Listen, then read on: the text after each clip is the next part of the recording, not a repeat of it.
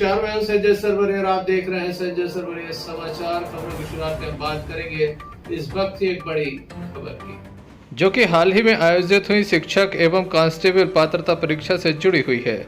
इस परीक्षा के होने के बाद स्टूडेंट अपने आप को ठगा हुआ महसूस कर रहे हैं। कुछ स्क्रीनशॉट वायरल होते हैं, संपूर्ण प्रणाली पर प्रश्न चिन्ह लग जाता है। बार बार इसी तरह से बेरोजगार युवाओं को छला जा रहा है, जिसके विरोध में शर्मा क्लासेस से एक विशाल यात्रा निकाली गई। अर्थी यात्रा थी। मुख्यमंत्री शिवराज सिंह की ये अर्थी यात्रा थी।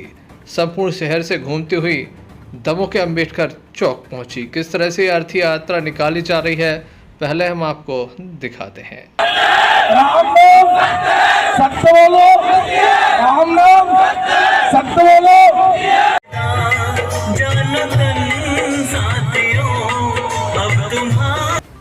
यह रैली दमोह के अंबेडकर चौक पहुंची। शहर के मुख्य मार्गों से होती यह रैली निकली।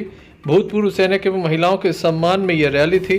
बताया जा रहा है कि भूतपूर्व सैनिकों का जो कोटा होता था उसे समाप्त कर दिया गया। महिलाओं को 33% आरक्षण की बात कही गई थी, उसकी भी पर्याप्त व्यवस्था नहीं की गई, जिसके विरोध स्वरूप ये रैली निकाली गई, जिसमें शहर का प्रबुद्ध वर्ग शामिल रहा। दमोह के अंबेडकर चौक पर इस अर्थी में आग लगाई गई। काफी तादाद में स्टूडेंट मौजूद थे। पुलिस की उपस्थिति में अर्थी जला दी गई। मैंने देखा कभी कभार ऐसा होता है।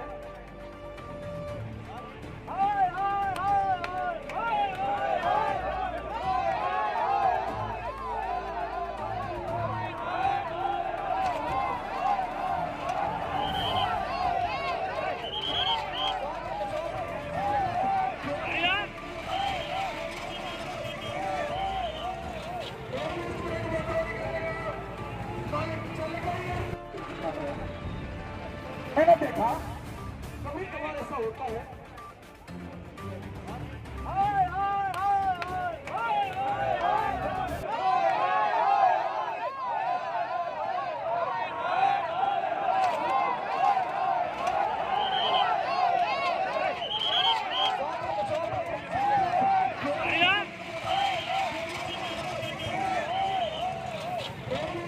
देखा आपने किस तरह से यहाँ पर अर्थी जलाई गई है। प्रदेश के मुख्यमंत्री की यह अर्थी यात्रा थी, जिसमें छात्राओं ने आग लगा दी और उसे पुलिस नहीं रोक पाई।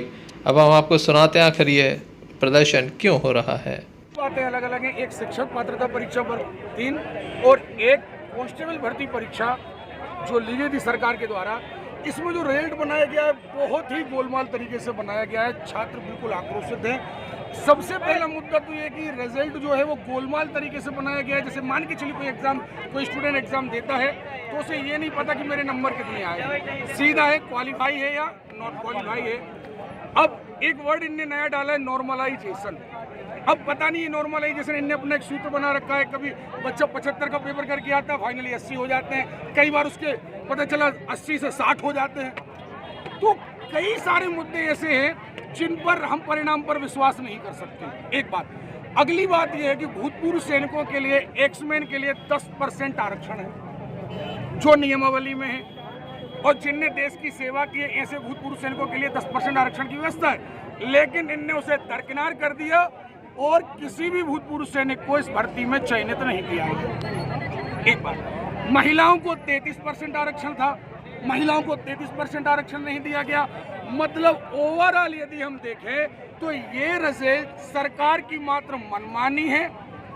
अपने तरीके से रिजल्ट जारी करना है, इसे ना तो न्यायपूर्ण माना जा सकता है, ना ही किसी तरीके से हम परीक्षा परिणाम कह सकते हैं। इसे हम कह सकते हैं तानाशाही आदेश।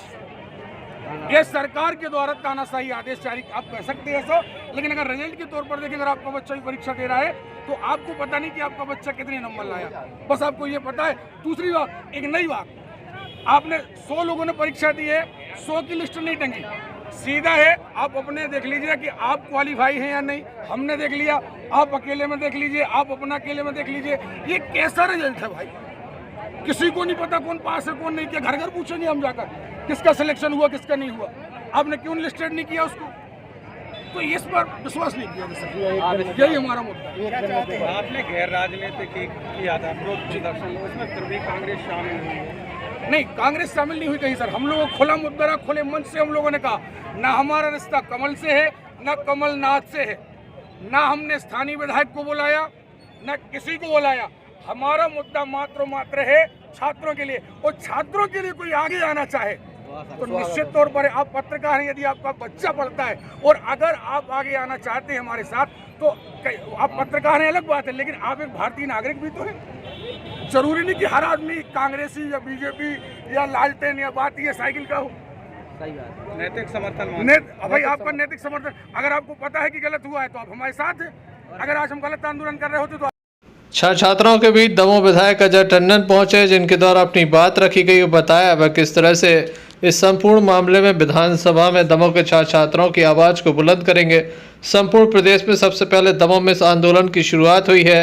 छात्राएं परेशान हैं, बार बार फीस ली जाती है, उनके द्वारा एग्ज़ाम दिए जाते हैं, लेकिन जब परिणाम आता है तो निराशा हाथ लगती है। इस संबंध में दमोह विधायक अजय टंडन का क्या कहना है, यह भी हम आपको सुना देते हैं।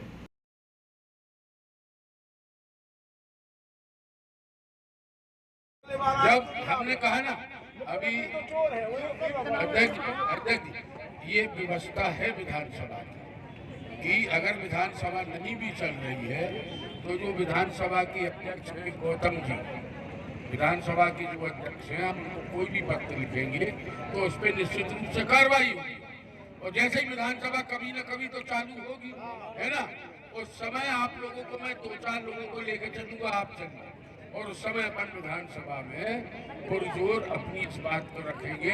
हम अध्यक्ष जी की बात से और आपकी बात से सहमत है। जिसने चोरी की है उसके पास ये पत्र जाएगा, वो क्या कार्रवाई करेगा, हम आपके साथ।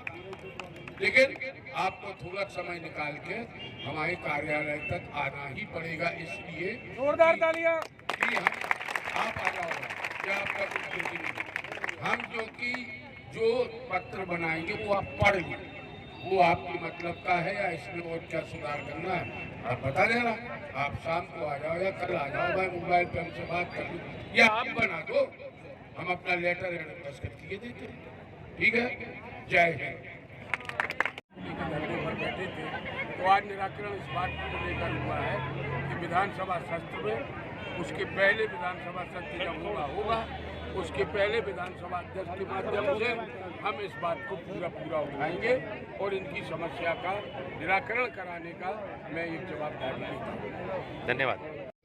जल्द ही मिलते हैं अपनी अगली खबर के साथ। देखते रहिए संजय सरवरिया समाचार। नमस्कार। संजय सरवरिया समाचार। नमस्कार, मैं हूं संजय।